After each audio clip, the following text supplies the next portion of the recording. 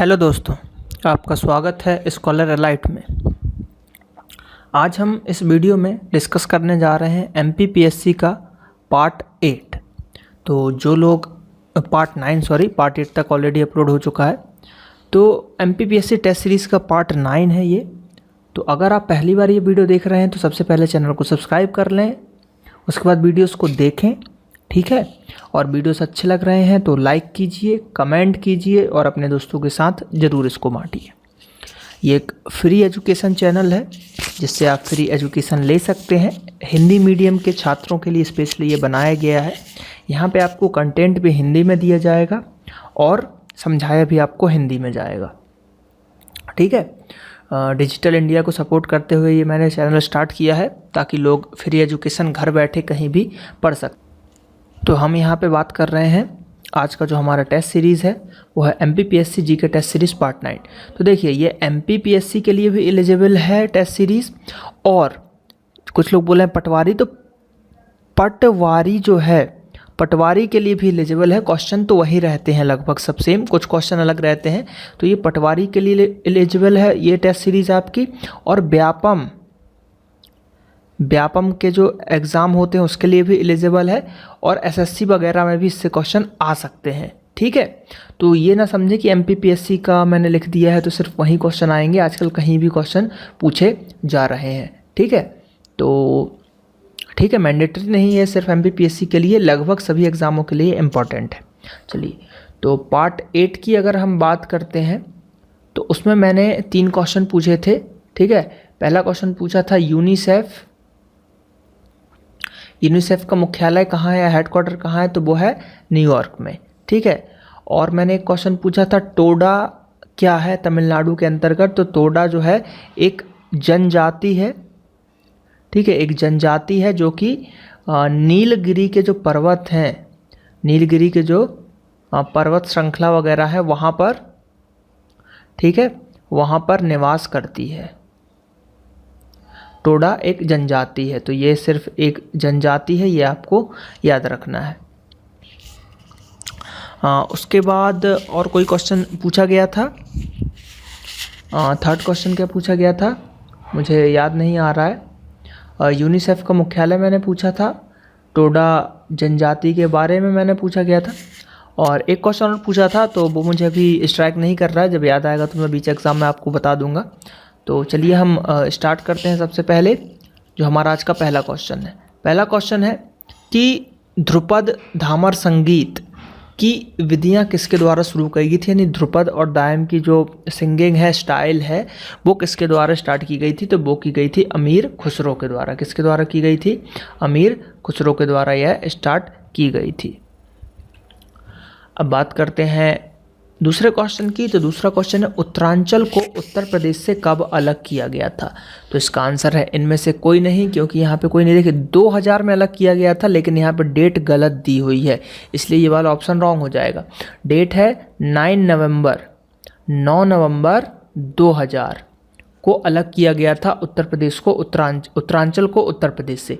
तो इसलिए 2000 देख के आप इसको टिक ना करें, ये गलत है। सिर्फ अगर ओनली ईयर दिया होता तो 2000 हम लगाते, लेकिन यहाँ पे डेट भी दिया हुआ है, इसलिए हम इसको लगाएंगे 9 नवंबर 2000 होता, तो इसलिए इसका आंसर हो जाएगा इनमें से कोई नहीं। चलिए बात करते हैं हम यहाँ पे कि जो अरावली श्रेणियाँ हैं वो किस राज्य में स्थित हैं। तो अरावली, जैसा कि आप सभी को पता है, राजस्थान के अंतर्गत अरावली पर्वत श्रृंखला आती हैं, ठीक है। और इसकी अगर सबसे ऊंची चोटी की बात करें तो वो है गुरु शिखर। गुरु शिखर जो है यहाँ की सबसे ऊंची हाईएस्ट पीक या हाईएस्ट चोटी है। जैसे कि हिमाचल प्रदेश हो गया हमारा हिमालय, ठीक है। अगर हिमालय की बात करें तो हिमालय की जो अपने इंडिया की है वो कौन है? K2 है। और वर्ल्ड की बात करें तो माउंट एवरेस्ट तो है ही, है ना। इसी टाइप से ये आपकी एक शिखर की चोटी है। अगला क्वेश्चन बात करते हैं, पूछा जा रहा है कि अमीर खुसरो किसके दरबारी कवि थे, तो अमीर खुसरो जो है अलाउद्दीन खिलजी के दरबारी कवि थे आपके अमीर खुसरो जी, जो कि इन्होंने ध्रुपद गायन स्टाइल का शुरू किया था। बात करते हैं नाटो के बारे में। तो नाटो का 29वां या 29वां सदस्य देश कौन सा है, तो वो है मॉन्टेनेग्रो, ठीक है, मोंटेगो जो है आपका यहाँ का 29वां है। तो आपका फुल फॉर्म बताना है आपको। फर्स्ट क्वेश्चन आज का कि नाटो का फुल फॉर्म क्या है, ये कमेंट करके आप लोग बताइए। ज़्यादा से ज़्यादा वीडियोस को कमेंट कीजिए, ज़्यादा से ज़्यादा हमारे चैनल्स को सब्सक्राइब कीजिए और लाइक कीजिए। बात करते हैं अगले क्वेश्चन की। तो अगला क्वेश्चन है राष्ट्रीय प्रौद्योगिकी दिवस कब मनाया जाता है? नेशनल टेक्नोलॉजी डे, ठीक है, नेशनल टेक्नोलॉजी डे पूछा है। तो ये कब मनाया जाता है? तो ये मनाया जाता है 11 मई को, याद रखिएगा, ठीक है। इसको इंजीनियरिंग से रिलेट मत कीजिएगा, टेक्नोलॉजी डे पूछा है, इंजीनियरिंग डे नहीं पूछा है। 15 सितंबर मत लगाइएगा, ठीक है। तो इसका आंसर है 11 मई। बात करते हैं पाथेर पंचाली किसके द्वारा लिखी गई है? पाथेर पंचाली लिखी गई है किसके ऊपर? तो ये लिखी गई है रिटन बाय विभूति भूषण बंदोपाध्याय। तो विभूति भूषण बंदोपाध्याय जी के द्वारा लिखी गई है पाथेर पंचाली।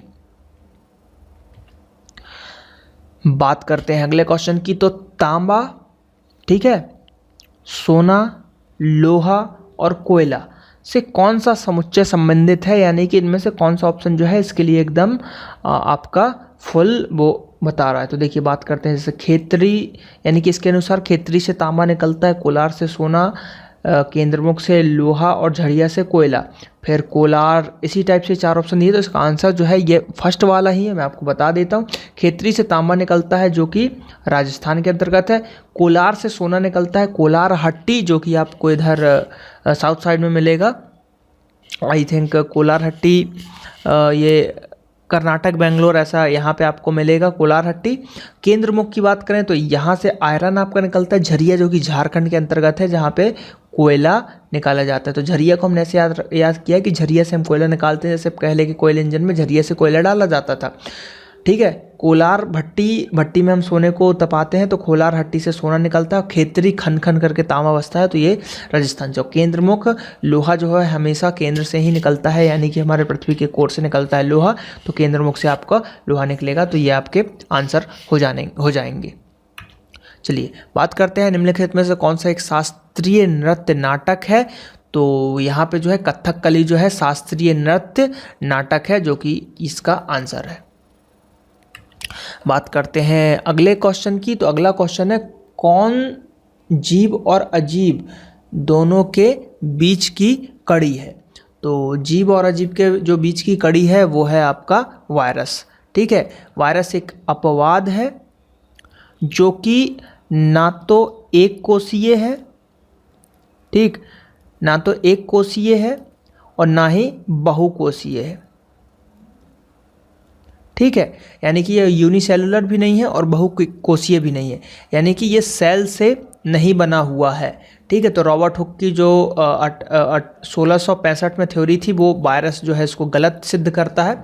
कि उनकी थ्योरी ये थी रॉबर्ट हुक की कि कोई भी जीव या जंतु जो भी है उसका निर्माण सेल से हुआ है, लेकिन विषाणु एक ऐसा है जो कि उसमें सेल ही नहीं होते, ना वो एक कोशीय ना ही बहुकोशीय है, इसलिए ये अपवाद के अंतर्गत आता है, जो कि आपका सेल थ्योरी जो है सेल थ्योरी को नहीं मानता। तो देखिए सेल की खोज की थी रॉबर्ट हुक ने, लेकिन यहाँ पे मैं आपको बता देना चाहता हूँ कि जो सेल थ्योरी है वो किसने दी थी? वो स्लाइडर और स्वान ने दी थी। किसने दी थी? स्लाइडर और स्वान ने सेल थ्योरी दी थी। तो याद रखिएगा सेल थ्योरी स्लाइडर और स्वान ने दी थी, लेकिन 1665 में कोशिका की खोज या सेल की खोज रॉबर्ट हुक ने करी थी। तो यहाँ पे जीव और अजीब के बीच की कड़ी कौन सी हो गई? विषाणु की। ना तो वो जीव है ना ही अजीब है, ठीक है। चलिए बात करते हैं अगले क्वेश्चन की। तो अगला क्वेश्चन है बैडमिंटन किसका राष्ट्रीय खेल है? तो बैडमिंटन की बात करें तो यह मलेशिया का राष्ट्रीय खेल हो जाएगा आपका बैडमिंटन। बात करते हैं चाइना ओपन 2016। तो चाइना ओपन 2016 का खिताब किसके द्वारा जीता गया? तो चाइना ओपन 2016 का खिताब पीवी सिंधु के द्वारा जीता गया। जैसा कि आप सभी को पता है इनको खेल पुरस्कार भी मिल चुका है। तो पीवी सिंधु ने जीता था आपका चाइना ओपन। तार टेलीग्राफ का आविष्कार किसने किया? किसने उसको खोजा? तो इसका बात करते हैं सैमुअल मोर्स। सैमुअल मोर्स ने तार का आविष्कार किया। तो ये बहुत ही इंपॉर्टेंट है, आपको याद रखना है तार का आविष्कार किसने किया? तो Samuel Morse. Man Booker 2016 most IMP question current का, ठीक, कि मैन बुकर पुरस्कार 2016, ये लगभग पीएससी में हर बार पूछा ही जाता है, करंट में प्राइस से ज़रूर पूछा जाएगा। तो मैन बुकर पुरस्कार किसके द्वारा प्राप्त किया गया? तो ये किया गया है आपका पॉल बेटी के द्वारा ज्ञात किया गया है मैन बुकर पुरस्कार। ठीक है, तो पॉल बेटी, इसको हम कैसे रिलेट कर सकते हैं? पॉल बेटी, बॉल पेन से बेटी ने जीता तो उसको मैन बुकर पुरस्कार मिल गया। ठीक है, बॉल पेन से बेटी ने लिखा, कुछ इस तरीके से रिलेट कर लीजिए कि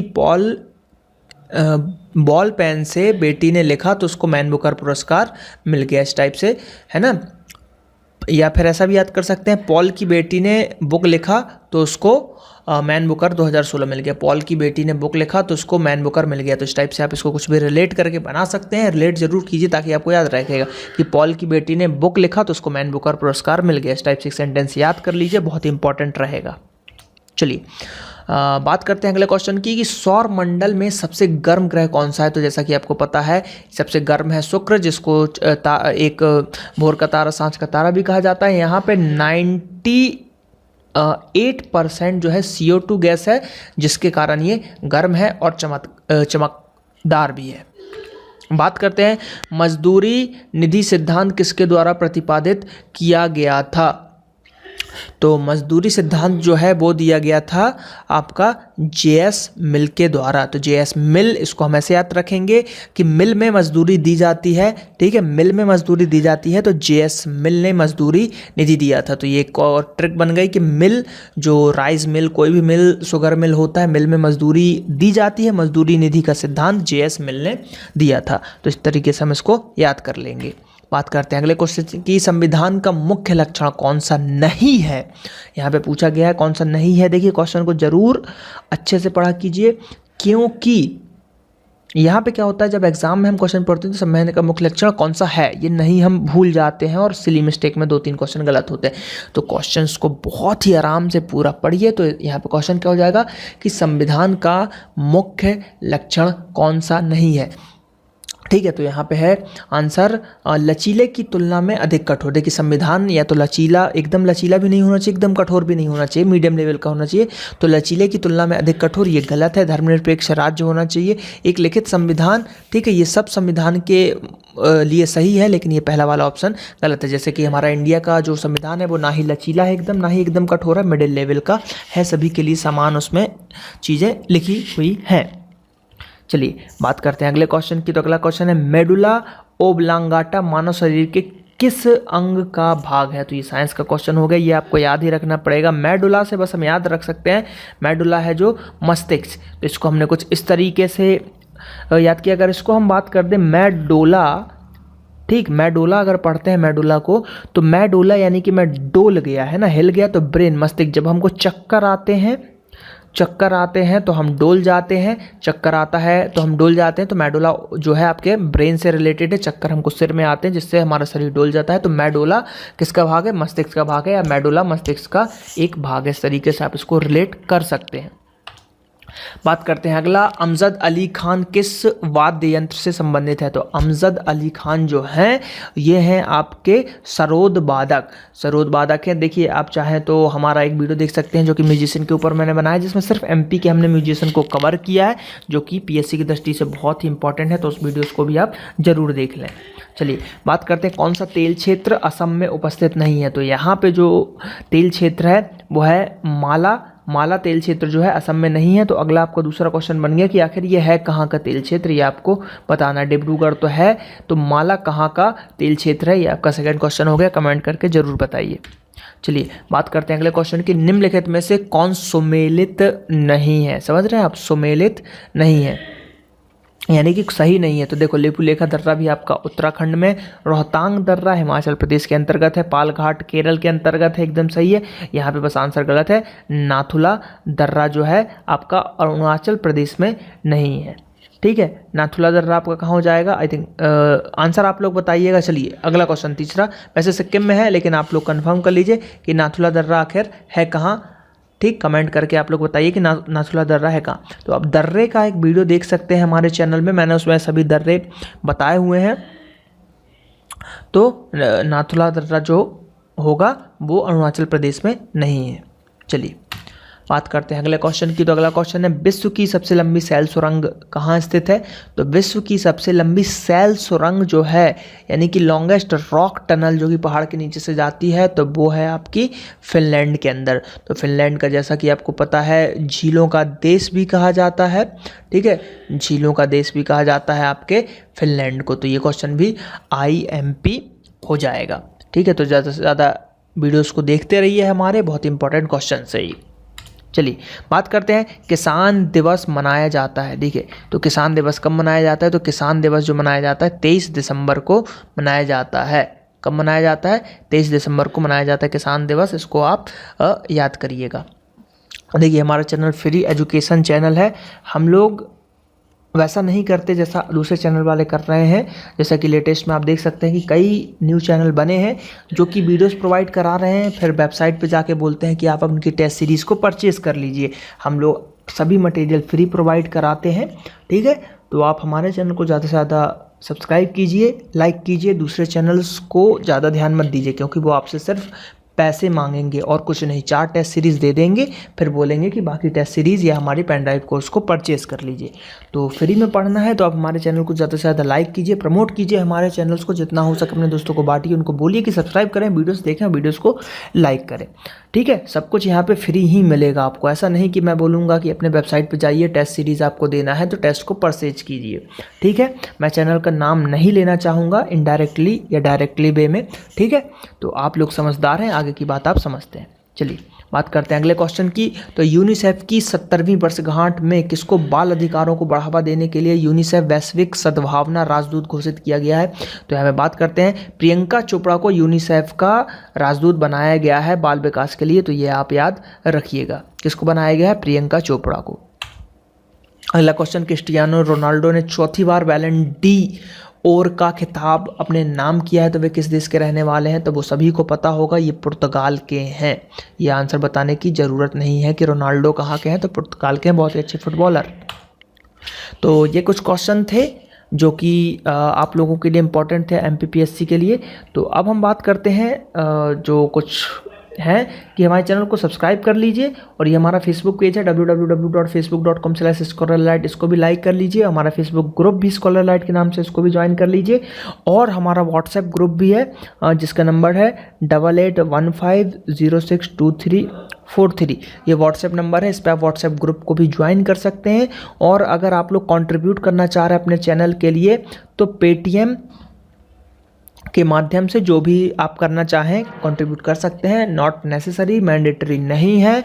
ओनली अगर आप अपने चैनल को कंट्रीब्यूट करना चाह रहे हैं, कोई मदद देना चाह रहे हैं, क्योंकि ये फ्री एजुकेशनल चैनल है, ठीक। हम लोग कहीं से कमाते नहीं हैं। तो अगर आप लोग कंट्रीब्यूट करना चाहें तो कर सकते हैं, और नहीं करना चाहे तो भी कोई इशू नहीं है। आप लोगों को ऐसे ही फ्री हम लोग वीडियोस प्रोवाइड कराते रहेंगे। तो चलिए, अब आपका काम है, चैनल को सब्सक्राइब कीजिए, और यहाँ पे आप चैनल की जो है नेक्स्ट और प्रीवियस लिंक को देख सकते हैं। तो ज़्यादा से ज़्यादा वीडियोज़ को लाइक कीजिए, कमेंट कीजिए, वीडियोज़ को देखें, ठीक है। चैनल को सब्सक्राइब कीजिए। चलिए मिलते हैं आप अगले नेक्स्ट पार्ट में। Thank you.